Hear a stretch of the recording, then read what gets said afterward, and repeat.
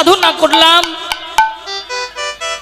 স্তব করলাম, স্তুতি করলাম, মন্ত্রতন্ত্র জপলাম, ভগবানের নিত্য চরণ সেবা করলাম, কিন্তু মানুষকে ভালোবাসি না। মানুষের প্রতি আমার কোনো প্রেম নেই, প্রীতি নেই, মানুষের পাশে দাঁড়াতে শিখিনি। এর নাম ভজন নয় বাবা। ভগবান বললেন, তোমরা বৃন্দাবনে গেলে 84 ক্রোশ পরিক্রমায় হয়তোবা আমার শ্রীমতী রাধারানীর কৃপা লাভ করতে পারবে, হয়তোবা বৃন্দাবন পরিক্রমায় রাধা গোবিন্দের কিঞ্চিত কৃপা লাভ হবে, কিন্তু ভগবানকে পাওয়া যাবে না বাবা। ব্রজে গেলে বৃন্দাবনে 84 ক্রোশ বৃন্দাবন খুঁজলেও ভগবানকে পাবে না। ভগবানকে যদি পেতে চাও তাহলে ভগবানের ভক্তকে আগে ভালোবাসো, আগে মানুষকে ভালোবাসো। কারণ ভগবান শ্রীকৃষ্ণ নিজেই বলেছেন, ভক্তের হৃদয়ে আমার সতত বিশ্রাম। পরমাত্মা রূপী ভগবান শ্রীকৃষ্ণ প্রত্যেকটি জীবের হৃদয় চিত্তেই বিরাজমান। সৃষ্টির শ্রেষ্ঠ জনম হচ্ছে মানব জনম। মানুষের সঙ্গ করলে, যদি ভক্তের, বৈষ্ণবের, সাধুদের কোনো মহৎজনার বক্ষে বক্ষ জড়িয়ে ধরে প্রেম আলিঙ্গন করা যায়, তাহলে ভক্তির আত্মা আর ভগবানের পরমাত্মা, আত্মা পরমাত্মার মিলন ঘটলে ভক্তের মাঝে আমার ভগবানকে পাওয়া যায়।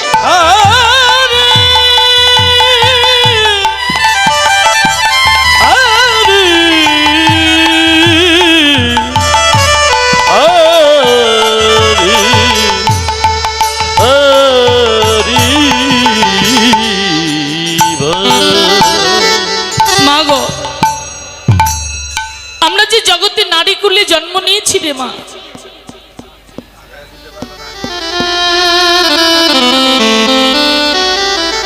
যাদের নারী কুলে জন্ম তারা হয়তো ভাবছে, না জানি কত জনমের অপরাধী আমরা,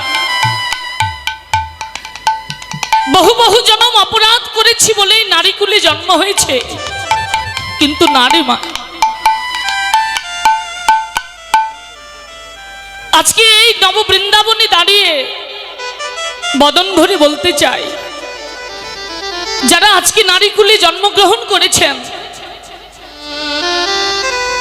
আপনারা গ্রন্থ অধ্যয়ন করে দেখুন, বৈষ্ণবের সঙ্গ করে দেখুন, মহৎজনার সঙ্গ পাথেয় পেয়ে দেখুন, নারী কুলে যাদের জন্ম অনেক অনেক জন্মের পূর্ণের ফলে আজকে নারী কুলে জন্ম হয়েছে। কারণ জগতে পুরুষ বলতে কেউ নেই বাবা, কেউ পুরুষ নয়। যার জন্ম আছে, যার মৃত্যু আছে, যার ক্রম বিকাশ আছে, বাড়তি কমতি আছে, যারা টল অমর অক্ষয় অটল হতে পারেনি, সে কখনো পুরুষ হতে পারে না।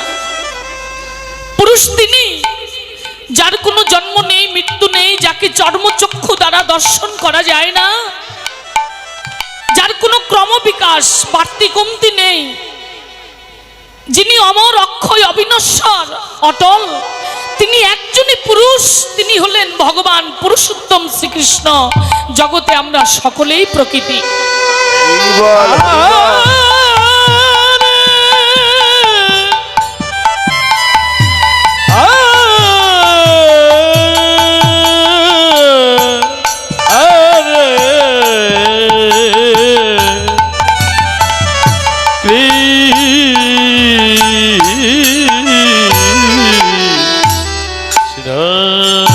প্রকৃতি হইয়া করো প্রকৃতির সঙ্গ, দিনে দিনে বাড়িবে তোমাদের প্রেম তরঙ্গ। প্রকৃতি হইয়া করো প্রকৃতির সম্ভাষণ, মহাপ্রভু বলিলেন আমি তার নাহিরি বদন। মানব জন্মটা বড় ত্যাগের জন্ম বাবা, কিন্তু ত্যাগের জন্মটা আমরা ভোগে লাগিয়েছি। ভোগে লাগিয়েছি বলে সহজে আমাদের হৃদয় চিত্তে ত্যাগ আসতে চায় না, কারণ অন্তরটা লালসায় লালায়িত। তো অনেক ধনের প্রতি আমাদের লালসা, অনেক বিষয় ঐশ্বর্যের প্রতি লালসা। আচ্ছা বলুন তো, এই অনন্তময় পৃথিবীর সমস্ত বিষয় সম্পদগুলো যদি আপনার হয়,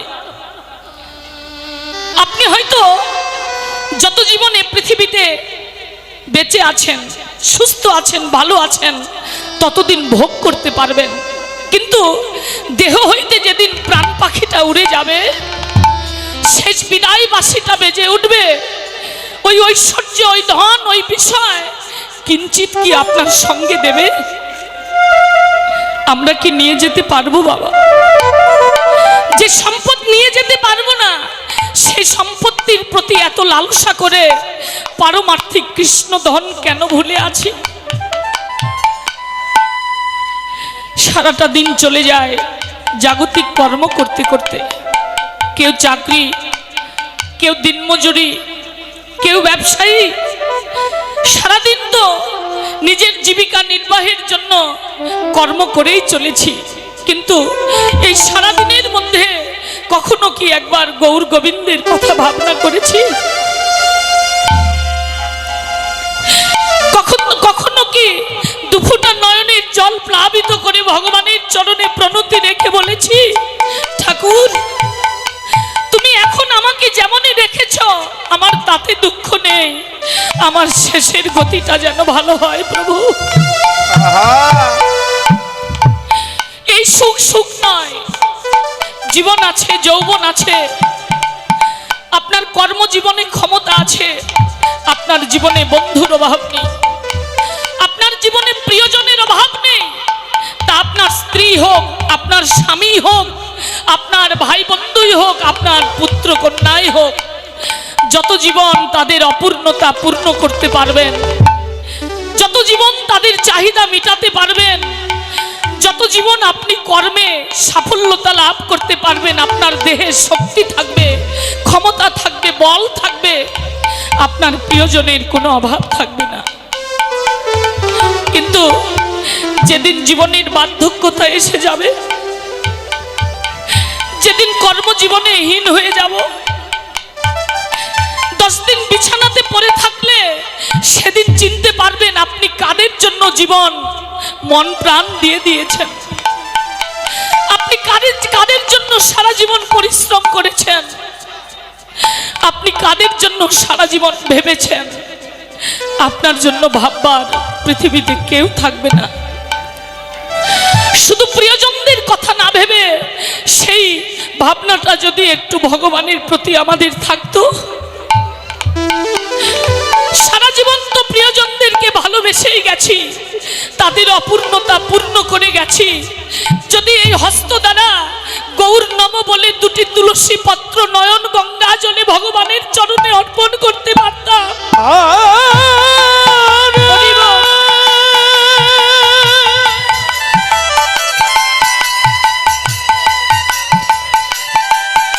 কৃষ্ণ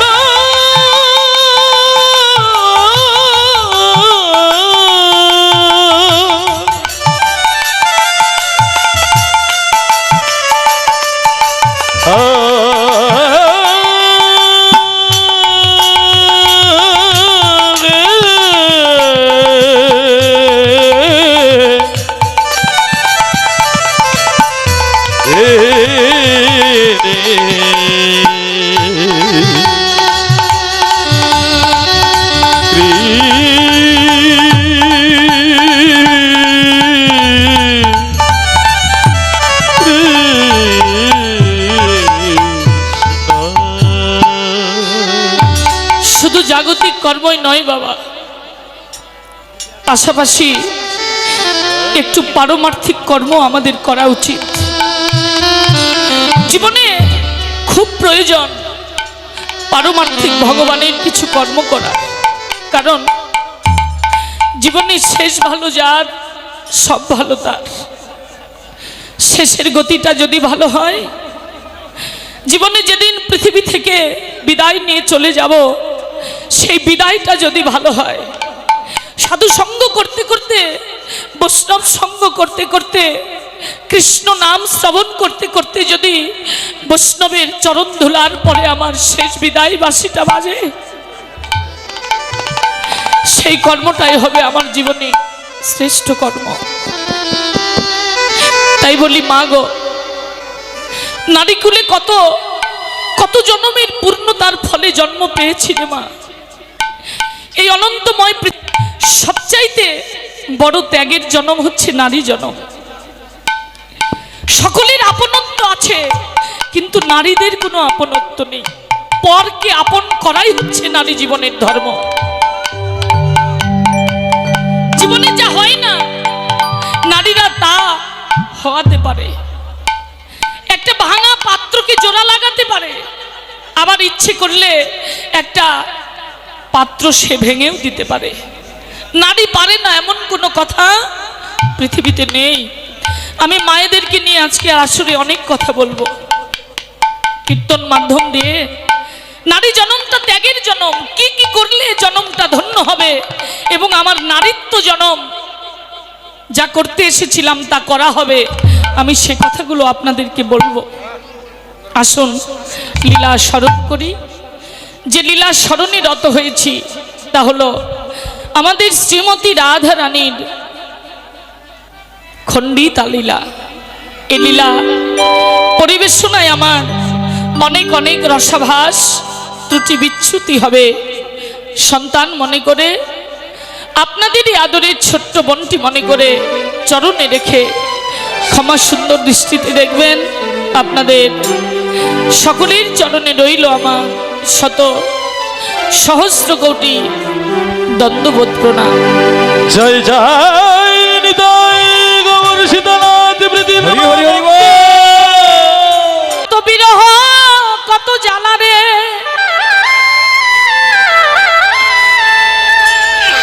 সখী রে ললিতা,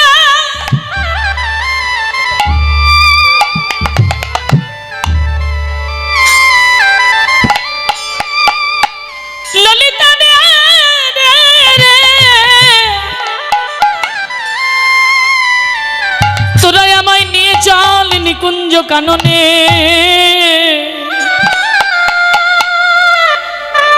রাধারানীকে জটিলা কুটিলার নয়নে ফাঁকি দিয়ে ছলনা করে নিয়ে গেলেন নিকুঞ্জ কাননে। শ্রীমতী রাধারানী সেথায় গিয়ে আমার গোবিন্দের জন্য বাসর নির্মাণ করলেন।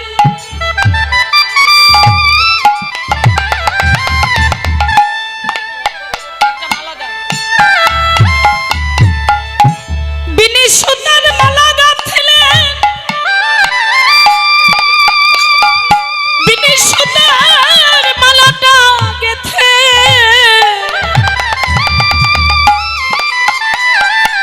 আমার গোবিন্দের গলে পরাবে বলে রে।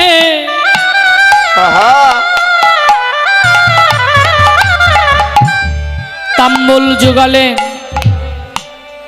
পূজার করলেন, কিন্তু বধূ আসে না। রাধারানী বলে, সখী রে আমার গাথামালা কি বাসি হবে?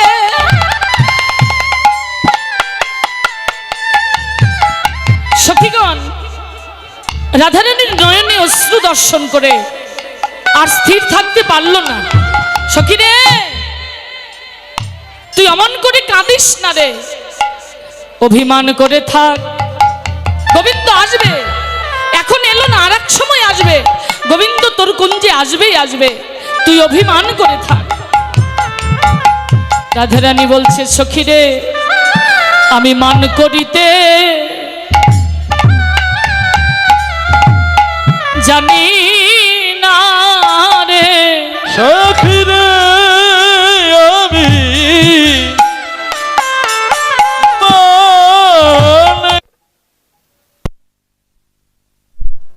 করতালি করে বৃন্দাবনে যাই, সবাই বলো রাধে রাধে। বাহু তুলে বলো রাধে রাধে। রাধে রাধে জয় রাধে রাধে রাধে বলে ও দুটি বাহু তুলে চলো রে মধুর বৃন্দাবনে। হজয় রাধে বলে বাহু তুলে বৃন্দাবনে। জয় রাধে বলে দুটি বাহু তুলে চল রে মন মধুর বৃন্দাবনে। রাধে বলে বাহু তুলে চলো রে মধুর বৃন্দাবনে। জয় রাধে বলে দুটি বাহু তুলে চলো রে যায় মধুর বৃন্দাবনে। যেখানে নেই কোনো ভাবনা সে নামে নেই কোনো যাতনা। আর যে নামে নেই কোনো ভাবনা ভাবনা যে নামে নেই কোনো যাতনা নেই কোনো ভাবনা ভাবনা যে নামে নেই কোনো যাতনা। জয় জয় রাধে বলে বাহু তুলে চলো রে মন মধুর বৃন্দাবনে। জয় জয় রাধে বলে দুটি বাহু তুলে চল রে মন মধুর বৃন্দাবনে। যে নামে বোবাই কথা বলে রে সে নামে খোঁড়া হেঁটে চলে রে। আর যে নামে বোবাই কথা বলে রে হরি বল। যে নামে খোঁড়া হেঁটে চলে রে। যে নামে বোবাই কথা বলে রে সে নামে খোঁড়া হেঁটে চলে রে। আরে রাধে বলে রে চল রে মন মধুর বৃন্দাবনে। জয় জয় জয় জয় রাধে বলে দুটি বাহু তুলে চলো রে যায় মধুর বৃন্দাবনে। আরে বলো রাধে রাধে না আহা রাধে বৃন্দাবন ধাম। একবার বলো রাধে রাধে নাম চল বৃন্দাবন ধাম। আর নিত্য লীলা করে আমার নিত্য নীলা ওরে আমার তনিল করে আমার মদন মোহন বলো রাধে রাধে না চলো বৃন্দাবন ধাম। একবার বলো রাধে রাধে নাম চল বৃন্দাবন ধাম। গবুর হরিবা নিতাই নাচে দুটি বাহু তুলে জগায়ার মাথায় নাচে হরি হরি বলে। হরি বল। গৌর নিতাই নাচে দুটি বাহু তুলে জগয়ান মাথায় নাচে হরি হরি বলে। একই সুরে গাইছে সবাই তারা আরে কিশোর গাইছে সবাই তারা ওই একই সুরে গাইছে সবাই তারা বৃন্দাবন ধাম। বলো বলো রাধে রাধে না চলো বৃন্দাবন ধাম। একবার বলো রাধে রাধে নাম চলো বৃন্দাবন ধাম। যমুনার ধারে ধারে তোমার এই জীবন বৃন্দাবনের মাঝে নাচে মদন মোহন। যমুনার ধারে ধারে ধারে বলে রব বৃন্দাবনের মাঝে নাচে মদন মোহন। একই সুরে গাইছে সবাই তারা গাইছে সবাই তারা ওই একই সুরে গাইছে সবাই তারা শ্রী রাধার গুণগান। বলো রাধে রাধে না হরি বল। চলো বৃন্দাবন ধাম। এই বলো রাধে রাধে নাম চলো বৃন্দাবন ধাম।